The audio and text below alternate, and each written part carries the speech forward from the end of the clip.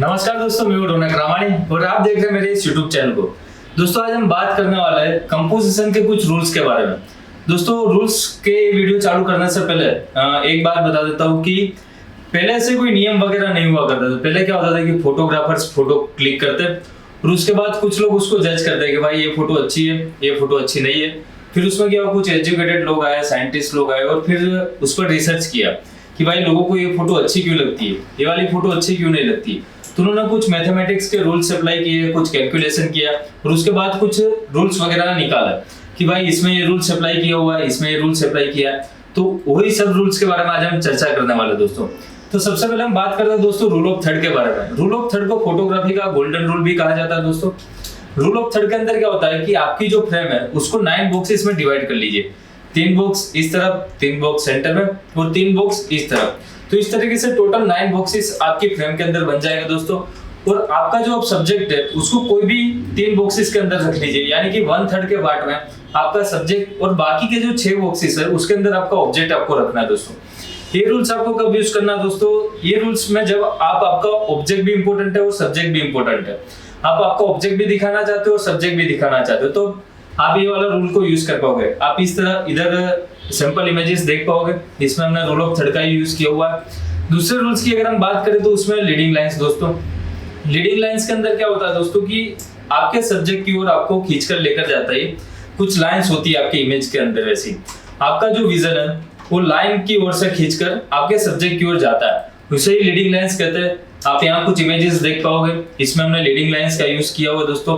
आप देख पाओगे कि चारों ओर से लाइंस निकल रही है और सब्जेक्ट की ओर जा रही है, तो ये लीडिंग लाइंस है दोस्तों। लीडिंग लाइंस का अभी एक और टाइप है जिसको कहते हैं जिगजैग लाइंस।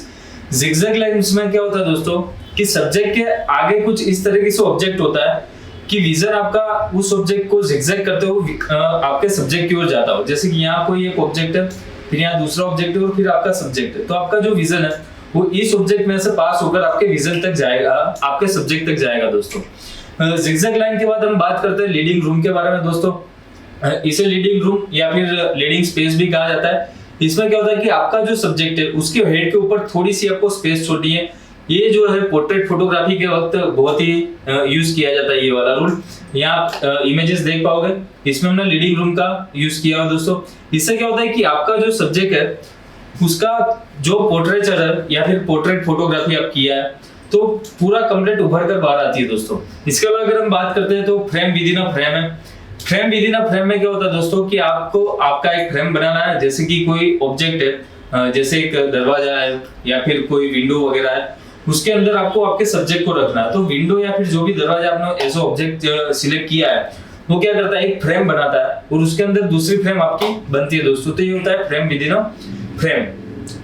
तो फिर दूसरे रूल्स के अगर हम बात करते हो सेंटर फोकस दोस्तों। सेंटर फोकस में क्या होता है, जब आपको सब्जेक्ट के साथ डायरेक्ट इंटरेक्ट करना है ऑडियंस और सब्जेक्ट का, तो उसमें सेंटर फोकस का यूज किया जाता है दोस्तों। इससे क्या होता है कि जो ऑडियंस देख रही है सब्जेक्ट को, उनकी नजर आजू या बाजू में कहीं भटके नहीं। रूल ऑफ फोर्थ में क्या होता है दोस्तों, सॉरी रूल ऑफ थर्ड में क्या होता है दोस्तों कि आपको सब्जेक्ट ऑब्जेक्ट भी दिखाना और सब्जेक्ट भी दिखाना है। जबकि सेंटर फोकस में क्या है कि ऑडियंस का पूरा इंटरेक्ट सब्जेक्ट के साथ ही हो, तो इस वक्त में सेंटर फोकस का यूज होता है दोस्तों।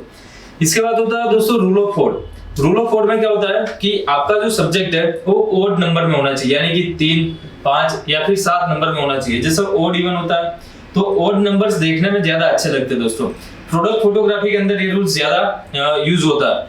आप कुछ प्रोडक्ट फोटोग्राफी के यहाँ फोटोज देख पाओगे जिसमें हमने ओड नंबर में प्रोडक्ट्स को रखा है। इसके अलावा प्रोडक्ट फोटोग्राफी के अलावा लैंडस्केप फोटोग्राफी में भी रूल ऑफ फोर्थ काफी बढ़िया लगता है दोस्तों।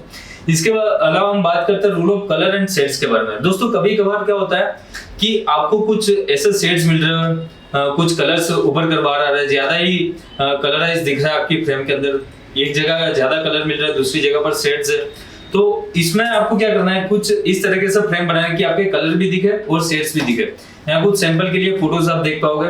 तो ये जो रूल है दोस्तों, यहाँ हमने यूज किया rule of colour and shades का।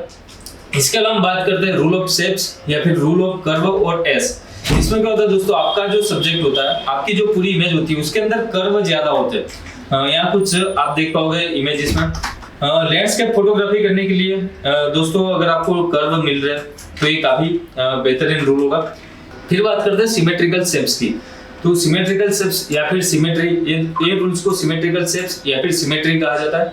सिमेट्री यानी क्या होता है कि आपके सब्जेक्ट को या फिर आपका जो पूरा फोटोज है उसको दो पार्ट में डिवाइड कर लो, तो आधा इस तरफ वाला और आधा इस तरफ, हॉरिजॉन्टल या वर्टिकल दोनों भी, ऊपर या नीचे वाला कोई भी पार्ट को, दो आपकी इमेज को दो पार्ट में डिवाइड कर दो, तो आधी ये वाली इमेज और ये वाली इमेज दोनों सेम जैसे ही दिखनी चाहिए। तो ये होती है सिमेट्री रूल्स। सिमेट्रिकल शेप्स की अगर हम बात करें तो सिमेट्रिकल शेप्स क्या है दोस्तों? सिमेट्रिकल शेप्स जो है दोस्तों वो है कि आपके अंदर, आपके फोटो के अंदर सिमेट्रिकल शेप्स होने चाहिए, एक ही तरह के कुछ शेप्स होने चाहिए।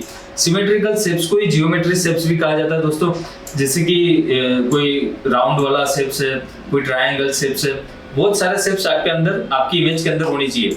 आप ये सारी इमेजेस को देख पाओगे जिसके अंदर ये सिमेट्रिकल शेप्स या फिर जियोमेट्री शेप्स या फिर सिमेट्री रूल्स का यूज किया हुआ है। इसके अलावा एक और रूल है गोल्डन रेशियो, लेकिन गोल्डन रेशियो को एक्सप्लेन एक छोटे से वीडियो में करना मुश्किल है, उसके पीछे एक पूरा साइंटिफिक कैलकुलेशन है, उसके बारे में हम बात कर लेंगे दोस्तों अगले एक वीडियो में। तो बस आज के वीडियो में इतना ही, मिलते हैं अगले वीडियो में। जय हिंद।